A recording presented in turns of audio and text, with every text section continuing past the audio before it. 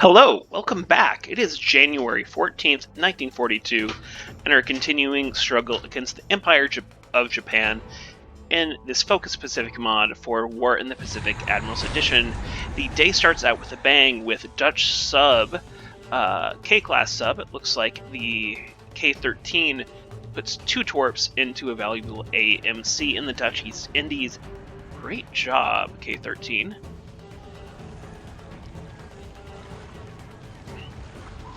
Onto the naval movement phase, and we have KV, looks like Fritzlery, finally catching this German U-boat that we've been chasing with several ASW task forces off the coast of Ceylon, putting 2 hits in it. This is good news.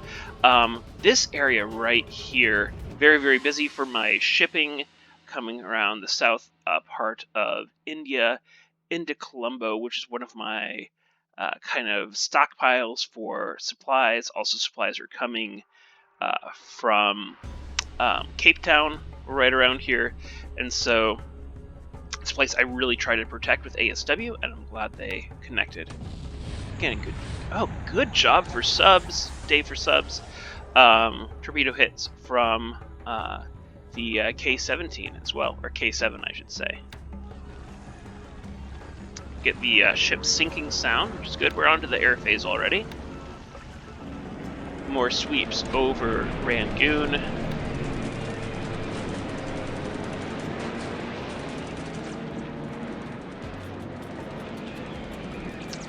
Unfortunately, 2-to-1 odds in his favor with kills. He has Tojos above Bangkok now, instead of the Oscars. Let's see how the Lightnings do against those. So I do lose a Lightning, which is unfortunate, to 1 Tojo. More Lightnings coming in, this time taking 1 out with no losses.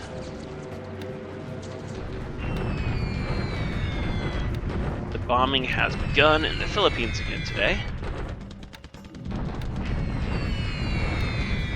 Again, skipping through this unless we see something really exciting.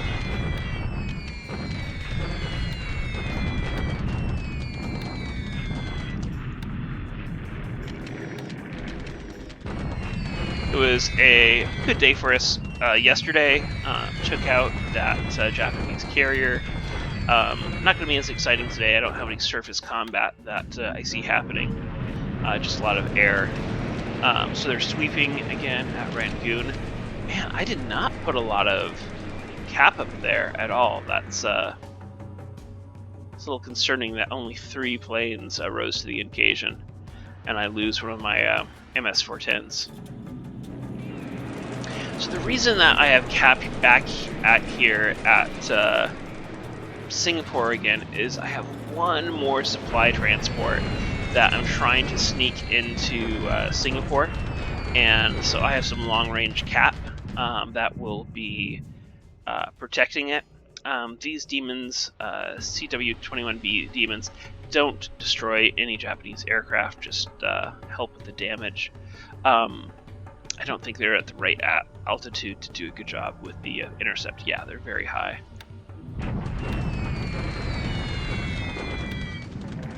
In any case, I have some cap moving in there just to protect that supply transport, and once that supply transport is gone,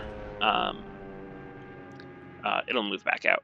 A BR-697, I've talked about this before.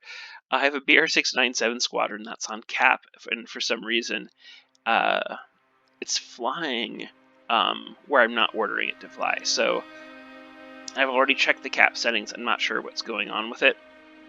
I'm sure it's me doing something wrong somewhere. I'm just going to have to double check that squadron so it doesn't keep losing planes.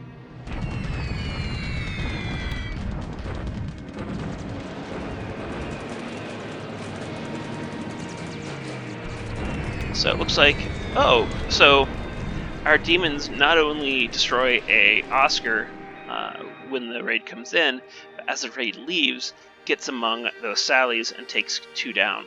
Good job, Demon Squadron. The CW-21B Demon was a aircraft used by the Dutch. It was an export aircraft, had a really good performance attributes on paper, including a great climb rate and a good speed for 1941. Unfortunately, in the historical war, it wasn't used much, and it was known as being a little bit difficult to fly.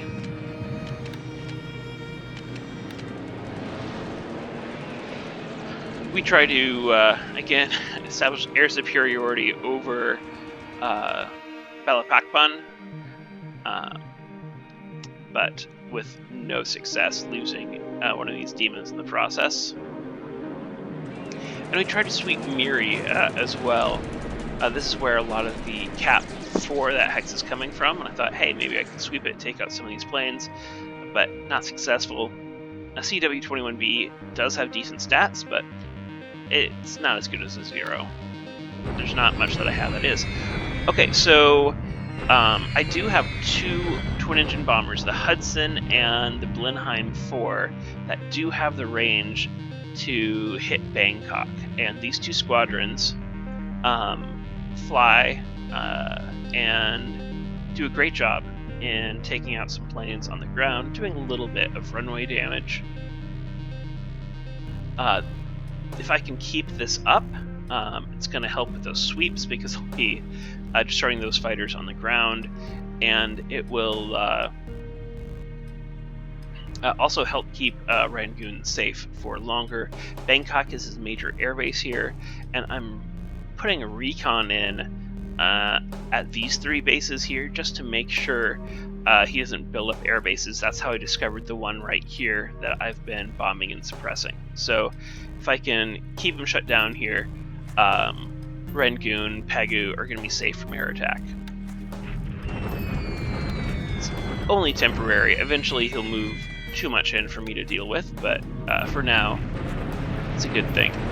So 31 zeros here at this base. It's going to be rough. No!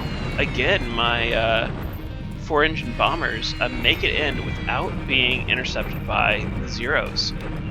It's fantastic news. Let's see if they can take out some of these planes on the ground.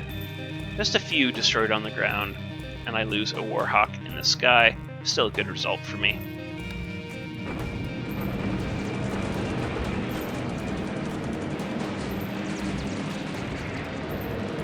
I've got Airacobras here.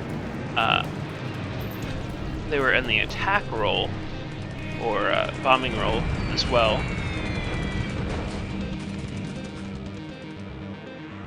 One Warhawk destroyed, 1 Zero destroyed. Really no damage to the runway on that bombing run. Liberators, once again, get underneath those Zeros. Do some minor damage here.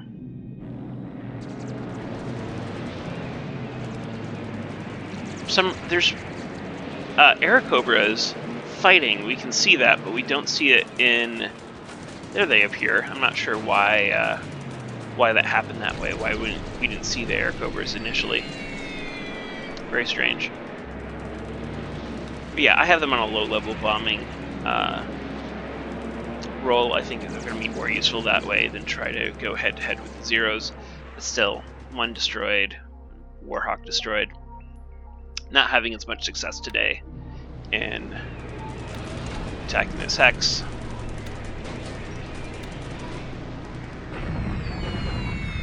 Glens come in at low level. Good runway damage for just that small element that made it through. Glens up north, working on the squads, working on the ground forces at Pisanuloke, I think I decided to call it. It's not accurate, but that's what I decided to call it. Oscar sweeps. Attacks on Guam.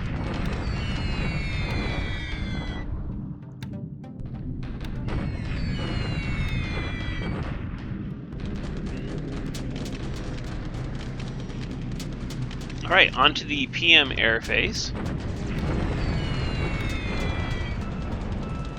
So much bombing.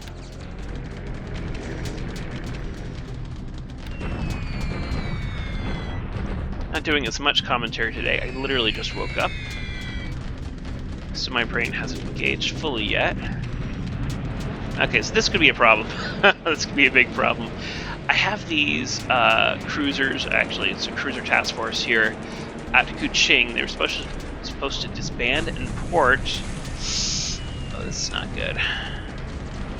They escaped relatively unscathed, but they're supposed to disband and port and not actually be at sea this turn, so they can be targeted by a naval strike. But they didn't disband in time, so they're kind of sitting out here. My fighters don't take out any of the bombers, but they disrupt them enough that they're not able to score any hits on my cruisers.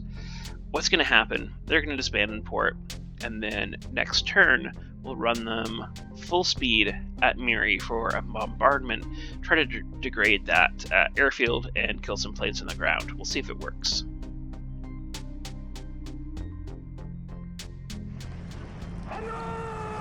He takes Malacca in Malaya. Another deliberate attack outside of Changsha. Yeah, and pushes my forces aside pretty handily. They get beat up pretty badly. Ambon very well may fall today. It does not, which surprises me, really surprises me.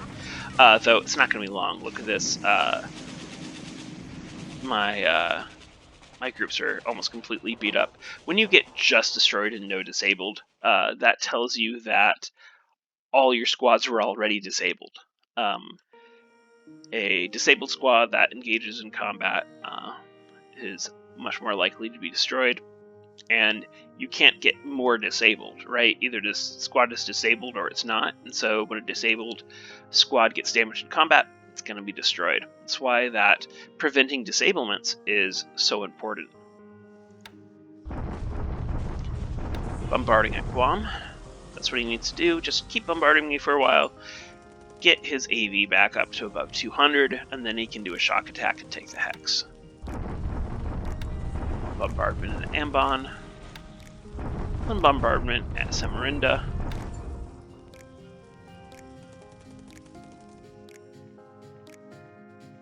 And that's the turn.